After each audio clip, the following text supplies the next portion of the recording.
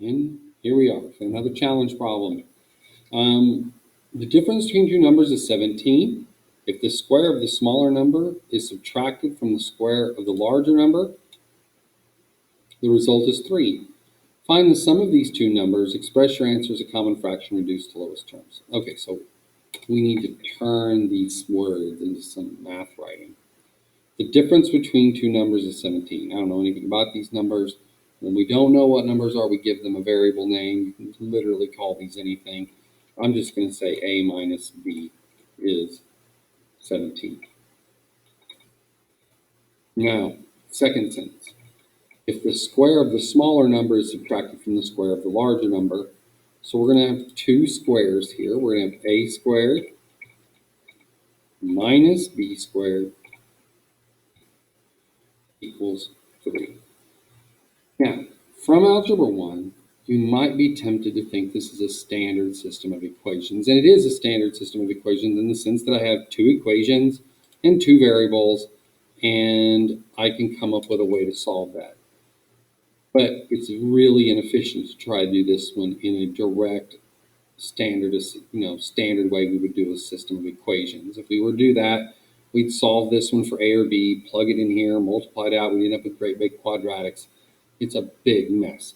This problem is rewarding someone who's a little creative and realizes that this a squared minus b squared is factorable.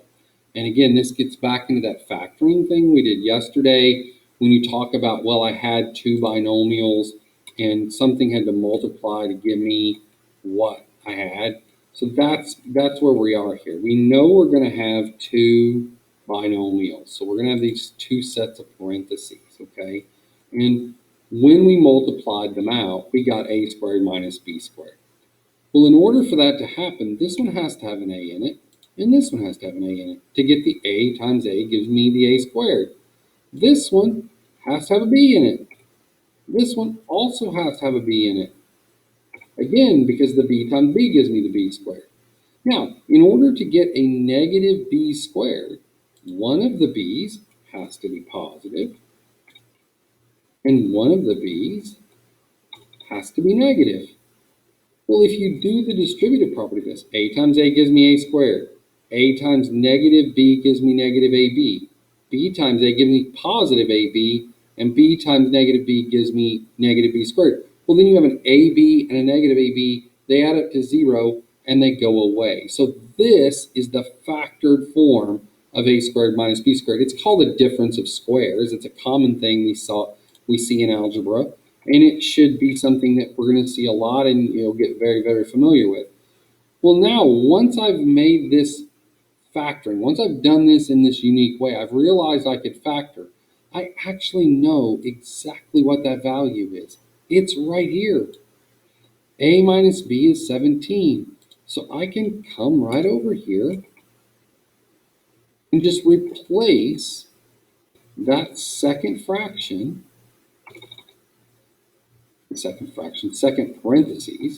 So a plus b, this parentheses, it's just 17.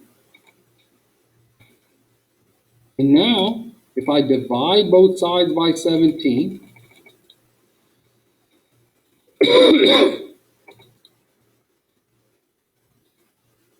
I end up, if I divide this side by 17, I just get a plus b.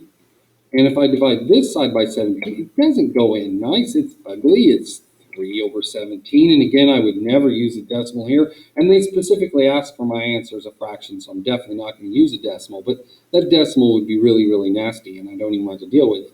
So I just write it as a fraction 3/17. Well, now if you go back and look what they asked for.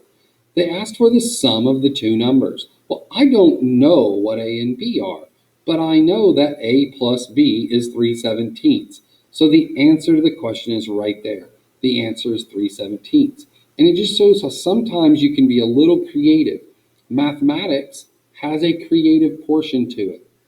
It's not, it's not just boring and repeating things. It can be a lot about, trying something interesting and unique. And if you really get good at math, you see this happen a lot.